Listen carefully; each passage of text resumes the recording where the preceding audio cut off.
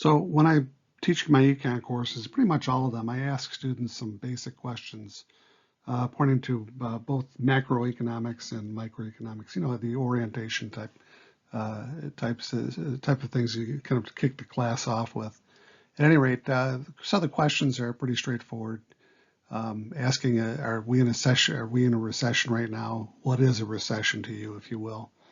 Have our incomes been on the rise, or have they been going up? Has your income been going up? Overall, we're talking about across the country.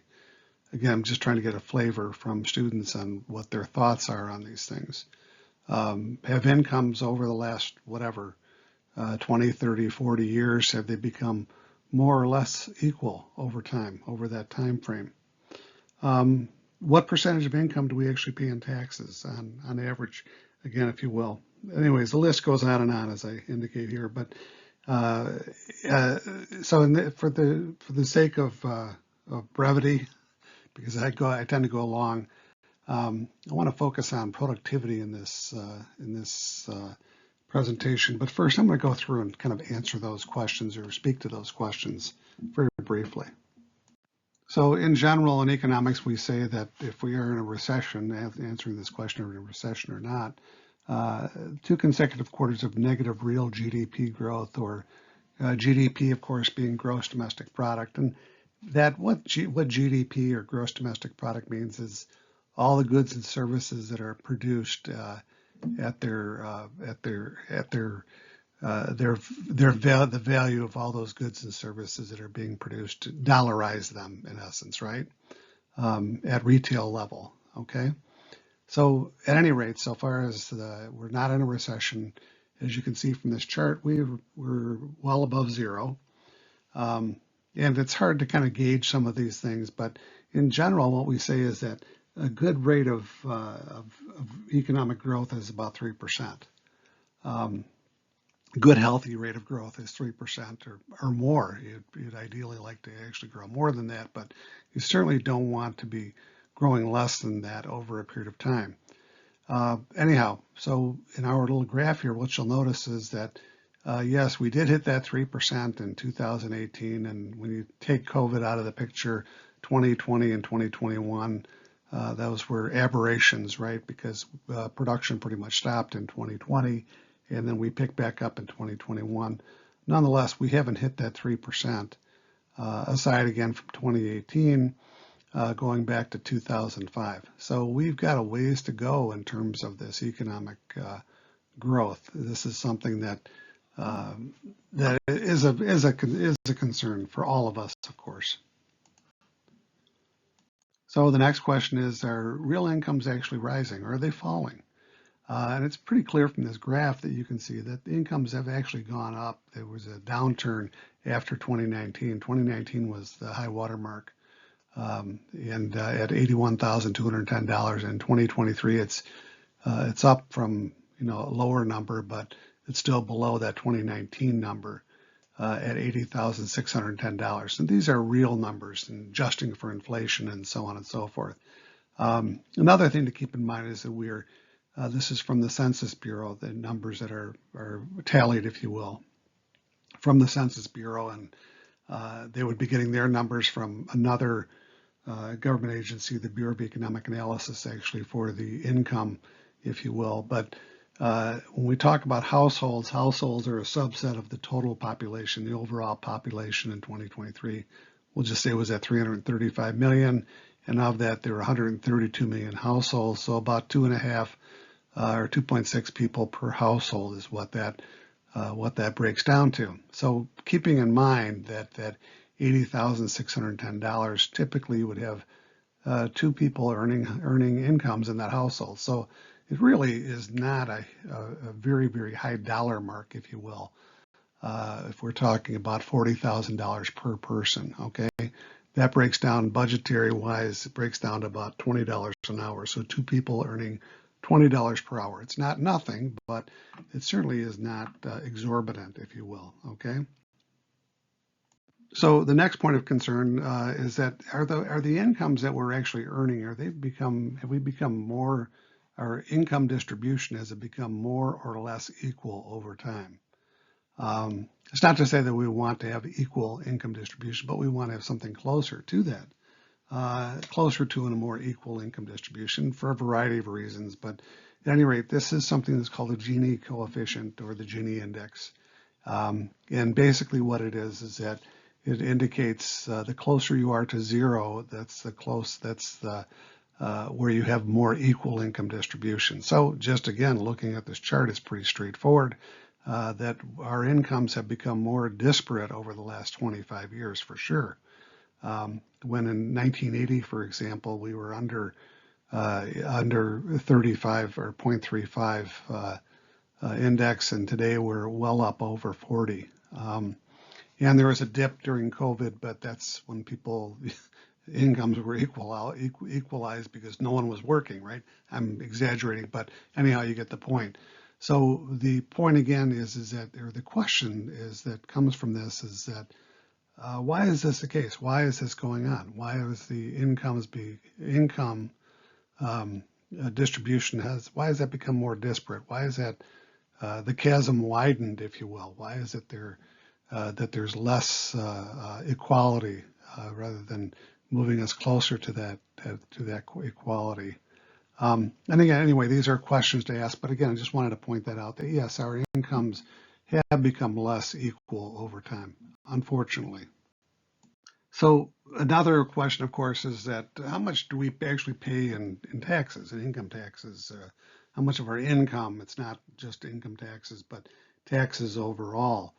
And this is the one that kind of surprises people at times. So in 2024, for example, the total taxes that were collected amounted to about $8 trillion, okay? And keeping in mind that our national income for 2024 was $24 trillion. So what that breaks down to is that for every dollar that you earn, 33 cents of that goes to taxes. Again, this is overall, okay, keeping that in mind. And so if that's not troubling enough, you know, remember, income goes to, first you have to pay taxes and then to consumption, then whatever's left over, the residual goes to savings. So it's with taxes being at the level that they are, and you can argue that they're too low, too high, but that's 33% or 33 cents in every dollar that you earn, that is earned. That's not nothing, okay? And if you tack on another $1.8 trillion in deficit spending for the 2024 fiscal year, that it would just add to that number as well. Meaning again, a deficit, meaning again of 1.8 or close to $2 trillion, we're spending we're spending beyond our current income. So yes, we have to pay that back, if you will. Anyhow, all these are things to consider as we're moving along toward productivity. So now moving on to productivity. Productivity, and it's a simple concept, and really what we're saying is that we're measuring the output in relation to the input, or what we're saying is that the inputs that are required to produce something, okay? How productive are we at? Everyone understands this, how efficient we are, how productive that we are. So again, we're using what comes out, or the output, and how much that we have to apply so far as our input is concerned. So far as our labor is concerned, for example, okay? So simple question, simple idea, again, productivity, right? So why is it that productivity actually matters, okay? So it does help us to evaluate economic performance and competitiveness. So we're measuring this to see how competitive we are, to see how efficient our operations are, right? So again, the more productive are the resources employed, the more profit initially flowing through to the firm, and then back to those. And so the firm, in economics, the firm answers the question where production occurs, okay? And so the firm is employing those productive resources, the labor, entrepreneurship, capital, and land, those productive resources, again, labor, entrepreneurship, capital, and land. And then what happens is that the firm then has to pay for the use of those, the compensation flowing back in the form of income to that labor, to entrepreneurship, the CEO, et cetera.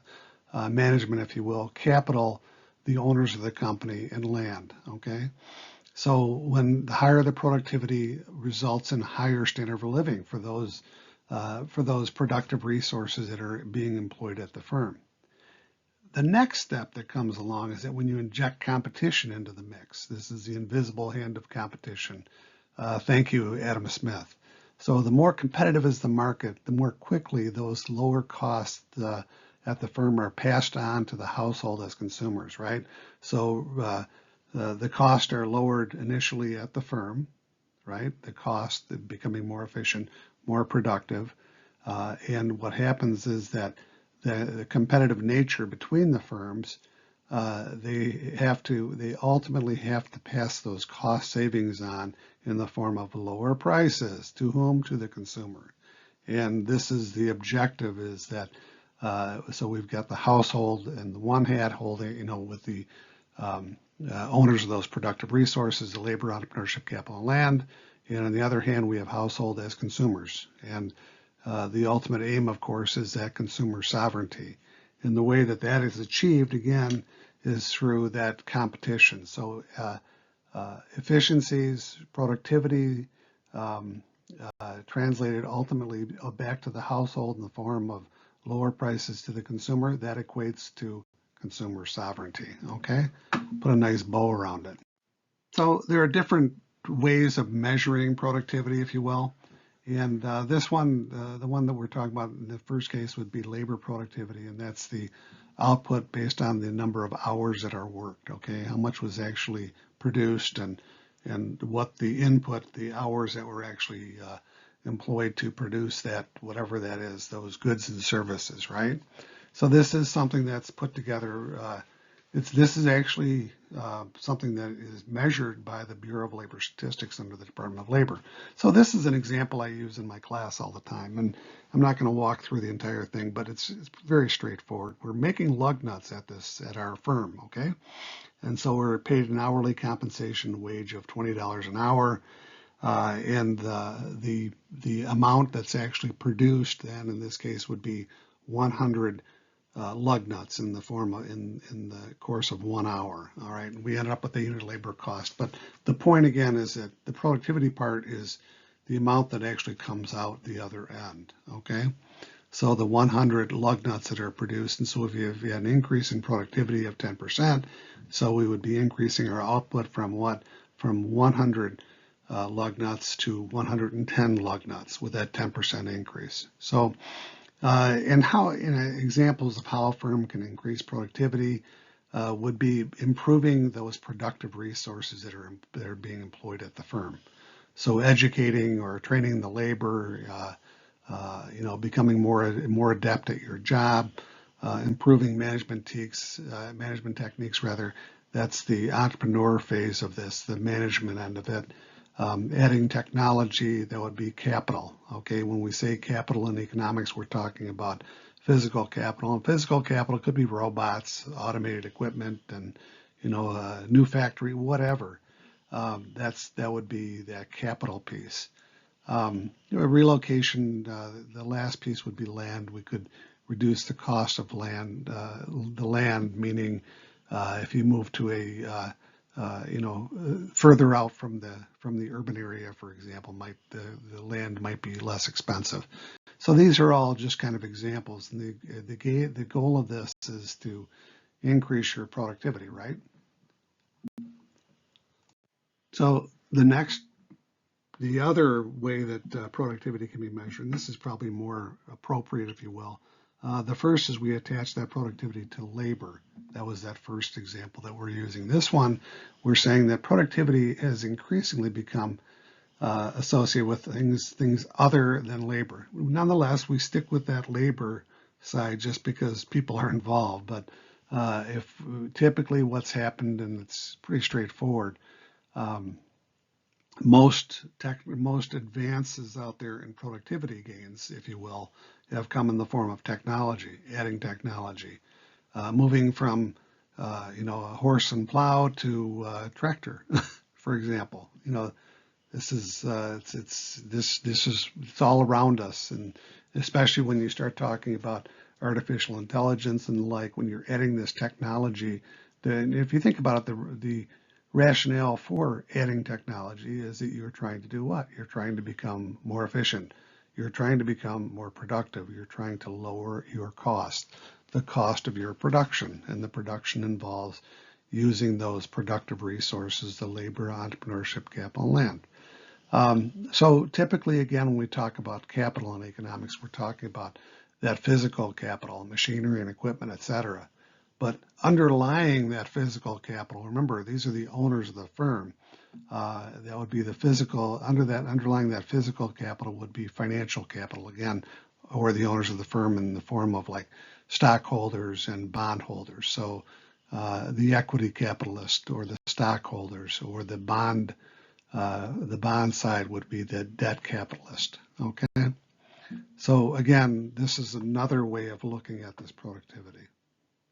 So I've already gone over my 15-minute mark, but that's okay.